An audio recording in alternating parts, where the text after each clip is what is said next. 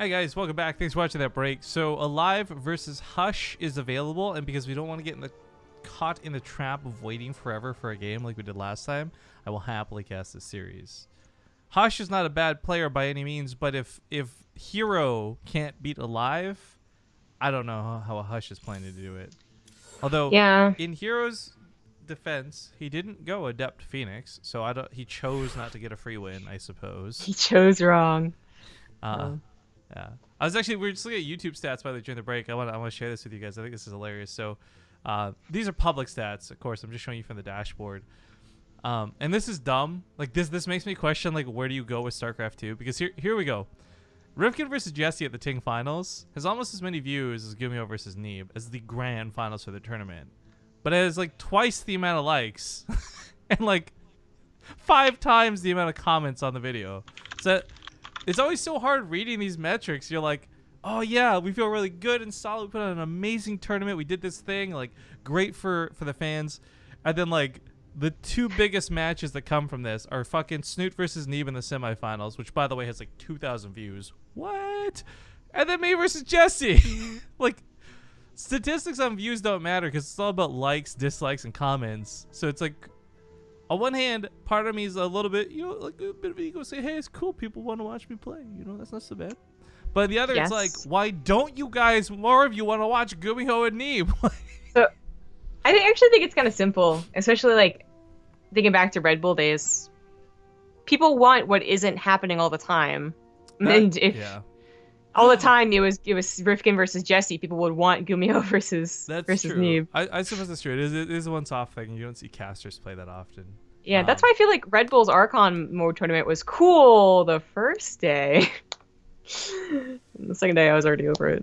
I'm still really mad that you got paid more than me, even though we got the same prize money. I'm never gonna let that go. Oh, that tournament. I was talking about the one that they. I know what you're talking about, but I'm just saying, I'm never gonna let that go. Whatever, man. I gotta pay so much in taxes, and my president's an idiot. So, just give it to me. Just give me the extra $40. Yeah, careful what you Google over the next couple of years, by the way. All right, so getting into game 1 of aLive versus Hush. This is the Olimoleague. If you guys want any replays from this tournament, of course, the only way to get them is actually through the Patreon. Normally, we do hand out replays from tournaments and events we cast to our subscribers firsthand, served up on a silver platter. But this one, we have an agreement with the organizers that we will not share their replays. So the only way to get that is through the Patreon. That being said, game 1 kicks off here in the round of 8. Spawning here in the bottom right, we do have the blue Terran player, My Insanity's aLive. In the bottom left is the red Protoss. He is Hush. Oh, hey, playing for Dust Gaming. Why is that team name so familiar for some reason? Was I casting something for them recently? Oh, no, that was you. That was you casting something for them recently. How did that go? What is this? What is this? It was about as slow as team leagues usually are. Yeah. For those who don't know, Zongra was casting the Dust League with Fear Dragon the other night. I didn't actually know she was casting this, by the way, so I was like, hey, you want to play some games? She's like, can't casting right now. I'm like, really? What are you casting? Like, I didn't know anything was going on. And I tune in to what I call you best describe as like the most NA games I've seen in a long time. It was pretty typical NA. It wasn't too bad, but it did go on for too long. I mean, like, I cast 2 best of 7s, and that took 4 hours. Yeah, respect to you, by the way, keeping it professional and sane through most of it. Well, I am the epitome of a professional, so. Oh, well, aLive is apparently not. He just lost an SCV to a probe. Yeah, apparently he's pretty bad at this game. Got him. Oh. So for those of you who don't really know Hush, I suppose, and like jokes aside about the Dust League and whatever, Hush is pretty good. He's not. I guess you see like a Korean on a North American team they don't know a lot about, and you might be like, well, then is it like he's like Ice Cream, like way back when, like how good can he be? And it's like, no, actually, Hush and Bunny both seem to have gotten better since joining Dust, which is a very odd phenomenon. And Bunny has gotten even really good after joining Dust, but Hush is not as good, and I don't think he's as good as Hero either. Well, actually, there's a couple of things to be said about that, right? And part of it is, like, yes, maybe they are or are not improving. That is really dependent on point of views, I think. But the fact is, they're no longer benched. They're no longer, like, B-teamers forced to relegate to be practice partners. Like, you actually have Bunny being given the opportunity to shine instead of being like second string on a big team. So CJ, yeah. I mean, CJ Bunny he had his limelight, and then it died. It turned into a lemon or something. I don't know. Okay. Does that work? But no, but you bring up an interesting point because it is kind of cool. There's definitely improvement coming from players that you wouldn't expect. Again, like it's a foreign team. Like what sort of support could this possibly be? But then there's the fact that they do just get to actually flourish on their own and they're not held back by anybody. And I think, again, like there's a lot of different opinions on like when Kespa went away, how good versus bad it was for the scene. And I still stand by like for reasons like this, maybe not so much for Hush, but definitely a lot more for Bunny, that I think them stepping away from StarCraft ended up being better for the players. Now Marine's not quite going to be able to deal with the Adept until the backup comes. Yeah, I mean, Hush is applying the pressure, but it's very minimal. If he had a Stargate following this up, then maybe it snowballs, but it's something aLive is having no problem dealing with. Oh, by the way, we got a new sub. Sorry, we missed this. Randos1, thank you for the new sub. Yeah. Glad to have you on board. And then Archon and the SCV. Man, his name is like a story. Resub for 2 months. Just got Legacy of the Void after years off of SC2. Thanks for the content. Yo, man, I hope you enjoy co-op. I'm just going to say it. Single player. 1v1s. Those are cool. Co-op's where the cool kids are, though, alright? Zombie will not agree with this statement. I just want to make that perfectly clear. No, co-op's really fun. I really hate that it's slow mode until a certain point. Hate it. What? Like if you play normal, like you're thinking just play brutal. Because you just joined, because you just bought StarCraft again. And you're like, I'm not too good. I don't remember how to play. Like I wasn't good even when I played. So I'll play against a normal AI. But see, that must be what co-op is. I feel like that's better for people in that situation that's slower then.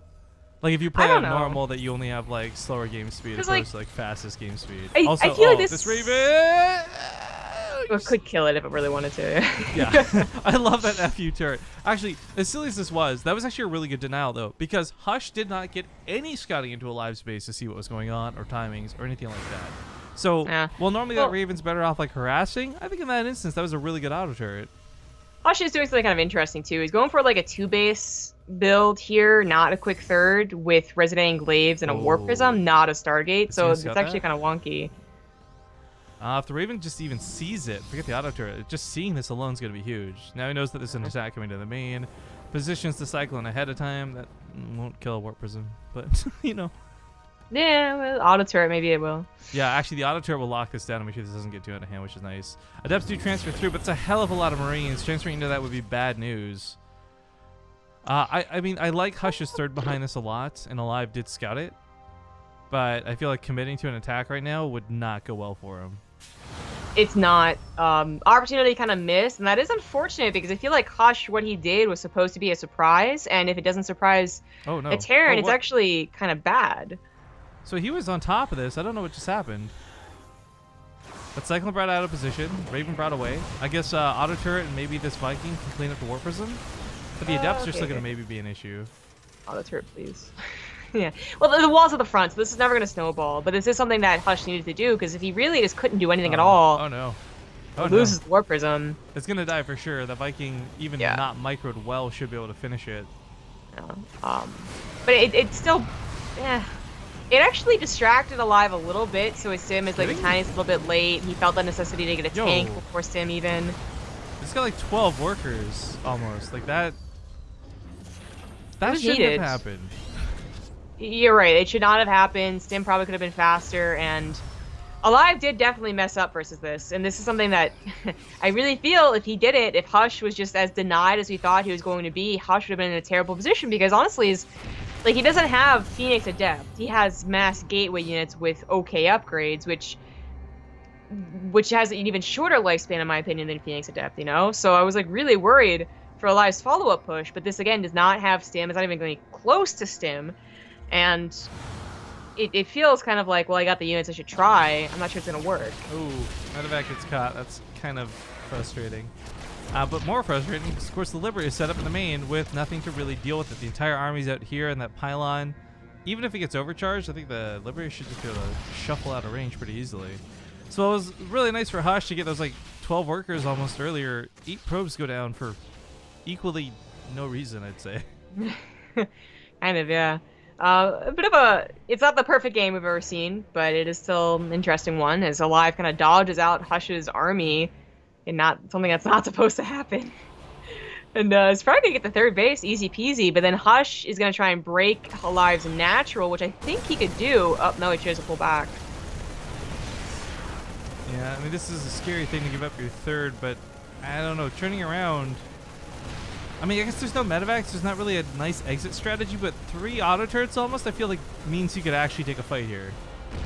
Sim is almost done, too. Like, this is going to be really anti-timing. 9 seconds. Ah! Well, auto turrets Well, have that a little would bit of time, but even then, most of the Marines are already dead, so Stim maybe won't do too much. This ends up not trading out super well for aLive, but he does trade out with getting a third, so I think all in all, still worth. Yep. Drop in the main base, too, and this gun does have Stim. Again, Stim would have been so helpful. That's like 6 more depth that actually died there, probably, but it's here and actually being used. All the Wizard Overcharge is really not helping. Well, they're kind of helping a little. Oh, Hush is now committing to his attack. You know, aLive doesn't have a whole hell of a lot. I don't know that 2 Liberators alone can hold. They might be able to scare Hush enough so that he's very hesitant to push in, and that could be enough. These Widow Mines as well. Oh, no. Oh, lordy. Oh, these are so good. The Adepts are really like helps. fish in a barrel. That's the best way to describe what just happened there. That really helped. These Adepts are going to go down. Yeah, they're all so soft in the attack. Raven comes in on the backside. Auto turret, please. The auto turret just chewed through the barrier. I want to make this clear to everybody. GG. aLive takes game number 1. But that auto turret came down, and the Immortal pops its barrier, and most of the time you're like, haha, for the 2 seconds this is up, nothing can shoot the barrier down. That thing chewed right through that barrier like it was nothing at all. Yeah, that was pretty funny. A bit of a wonky game, but aLive does, again, show dominance in TVP. So, Hush's choice now. I want to go back to the co-op talk, not to engage, but actually I have a legitimate question. I was going to compare it to the rocks on the practice ladder. Is that still a thing? I don't know what the practice ladder is. Oh, okay. So I guess I was going to compare it to that because it's like this idea that these new players in StarCraft, they need like things to help them out, right? So kind of for co-op, it was like a slower speed, and for StarCraft 2 as is, they put rocks on the main ramps so they couldn't rush each other. Okay. So you also couldn't scout. And I was gonna say, like, I really didn't like that, right? Because I tried to tell my friend how to play StarCraft, and she's all confused because that's not how you usually play StarCraft, with rocks in your main base. But I feel like someone told me or mentioned that it's actually not a thing anymore. Or maybe they got rid of the fake ladder, whatever it was, the option. I don't actually know. I've never tested training or versus AI or tournaments. Now I'm looking at it, but it's a whole other thing. So I bring this up not because like I'm totally ignorant, but I guess I've only ever like we've had this discussion on stream many times. I've never had like ladder anxiety like a lot of other people. Like if I'm gonna play, I just jump into the ladder. I didn't even know practice ladder was a thing until you mentioned it just now. Like, was this a big deal, or was this just something that was there, kind of like free for all mode? So I think it was like StarCraft 2 when you first logged in, it'd be like, hey, welcome to StarCraft 2. You should try your hand at the blank and blank stuff. And I think most people just like, you know, I play video games. I don't need the tutorial. At least that's what I always do. And they just like tab through it. I played the video games. I play them. So I also did not know until my friend told me about it, and I had to like ask people like, what is she talking about? Yeah, just a weird thing for me. By the way, while this goes on, we get into the lobby for Belshire Vestige. Zest advances to the semifinals over Penguin, so he'll be waiting a little bit of time as these brackets are a bit slower than you would normally expect. That being said, I do want to remind everybody it's currently 5:35 in the AM here on the West Coast. Hello and good morning. But at 7 to 7:30, sometime in there, I'm going to have to disappear for a little bit of time. And hopefully I'm hoping to time this out where like we're in game and I can just give Zombie up like the observing camera. This is actually something that's totally unavoidable though, because my credit cards are more important to me than possibly missing a game of StarCraft 2. I have never been as stressed as I have this past week. Like let me show you guys before you go in the game. This is my pile of change that's left. I have like a little mountain of quarters and dimes because I've had to make $37 in coins last Ah. this whole week. But don't you have money for Tim Hortons? I do. I've actually used Just up. live off Tim Hortons. No, I have literally been doing actually that. I've used up the entire app that I had. Good deal. For. I hope you got plenty of ice caps and munchkins. Actually, yeah, as a side note, I guess, not that, can't make this clear, Tim's isn't paying us to advertise or anything, but I thought this was really cool. So Tim's has like an app that you can put money on, like just like a gift card. So instead of carrying a gift card around, you just have it on your phone. It updates in like real time. So I used it for the first time while Zombie was here, and we went to Tim Hortons. I'm like, so can I scan to pay for this? And they're like, yeah. It was so easy. It was really nice. Shout out to Tim Hortons. Anyways, game number 2 in the Olimoleague, spawning in the top left. He's down 1 game at the moment. It's the red Protoss from Dust Gaming, Hush. In the bottom right is the blue Terran. He is aLive. What do you think is worse, being hushed or shushed? Shushed. No one ever says I've been hushed. So if this guy really wanted to step up his game, should he just add an S to the front of his name? Shush. Maybe. Maybe that's what he's missing. Actually, I love the idea. Maybe he likes hush puppies. Maybe he's entirely wrong when we're thinking about this. I'm hearing in my brain already, like Artosis in a cast. Just saying, like, you got shushed. And tasteless instead of GG, he's like, shh. Oh. Apparently they got rid of those maps too, by the way, like a long time ago, I guess. Okay. Good, because rocks on the main ramp would have confused the hell out of me.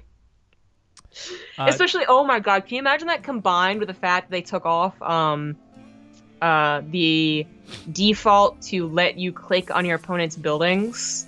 Oh, I would just be so confused if I played StarCraft. Enemy unit selection being auto-disabled is certainly, I think, a little bit weird.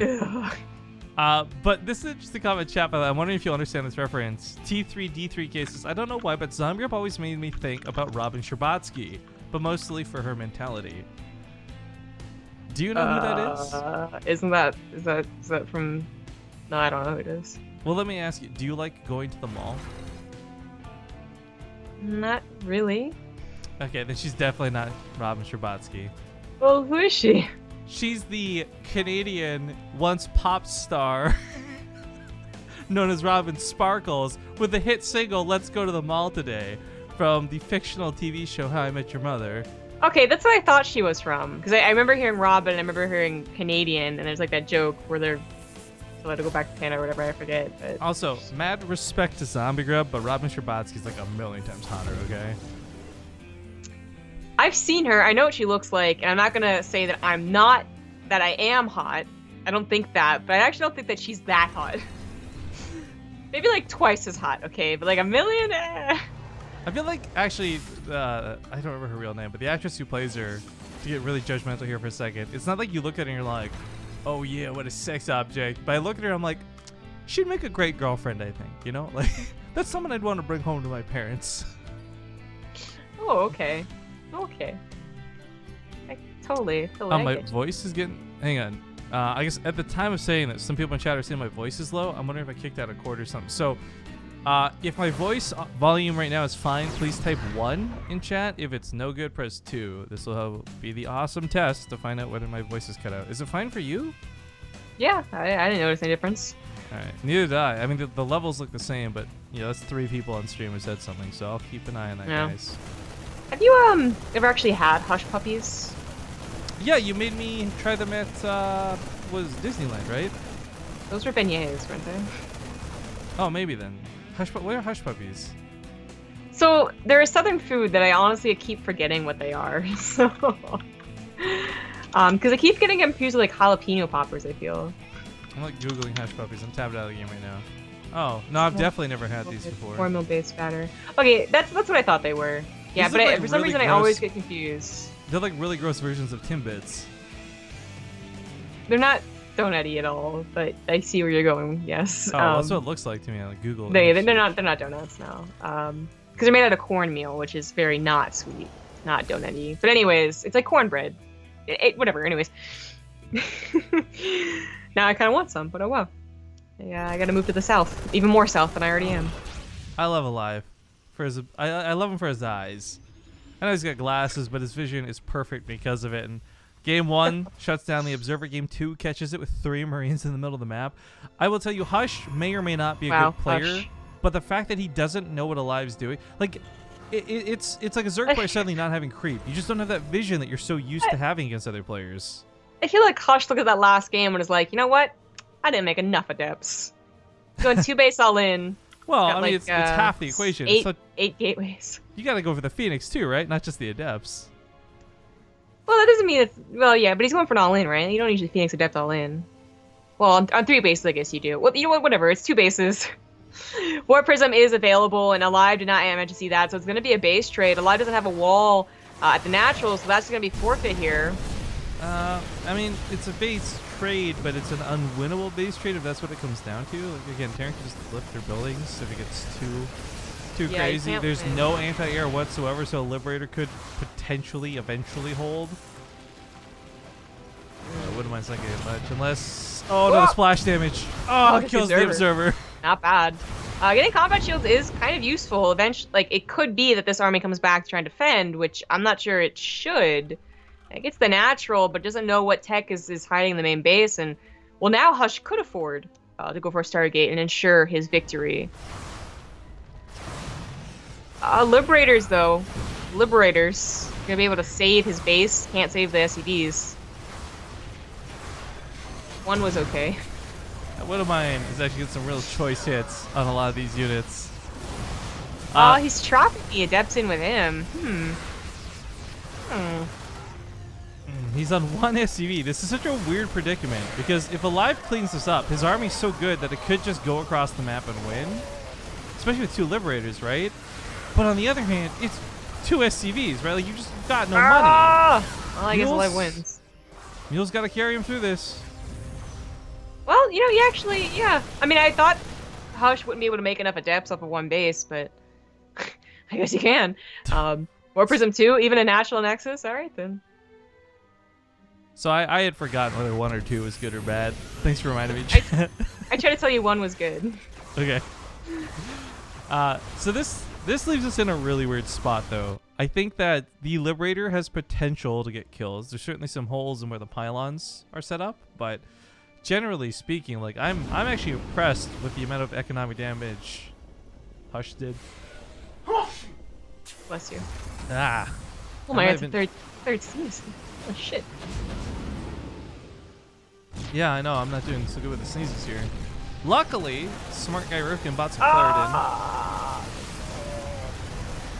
That was a good idea. You, good on it. The War Prism dies. The War Prism was not a good idea. No, it wasn't. Nope. 12 probes and down to a Liberator, I do believe, as well, and that's not so good either. Like, I want to make it clear, like, Hush can warp in Stalkers. He just, of course, has upgraded his Adepts so often, so now he's got 3 Stalkers that took care of the Liberator. Well, no, it actually didn't. It's not even low. It just got moved. Oh, no. 3 medevacs coming in too. We're going to have no problem tangoing with those Stalkers. And aLive is... There's not a lot of games you go down to 1 worker and come back in. But he's making it happen. This Nexus is going down. These probes are going to die. Hush is out of money. Army just too good. GG! Or, I mean... Either way, congratulations to aLive, who takes 2-0 in the series, and he's going to advance on to fight against Billowy, who... Whoa, what did Billowy do that he 2-0'd Gumiho? What? Whoa. That's weird. Okay, that's either impressive or Gumiho was just playing bad. I honestly don't know which. Bottom side, as we noted before, does have Zest. He'll be playing against either Super or Stats, so we might have a PvP finals, depending on how this next series goes. Oh my god. That being said, guys, we are going to go to a commercial break. I'm going to just unplug and replug some cords to be safe, as I'm now paranoid about my sound. And we'll see you guys in a few minutes. Thanks for watching.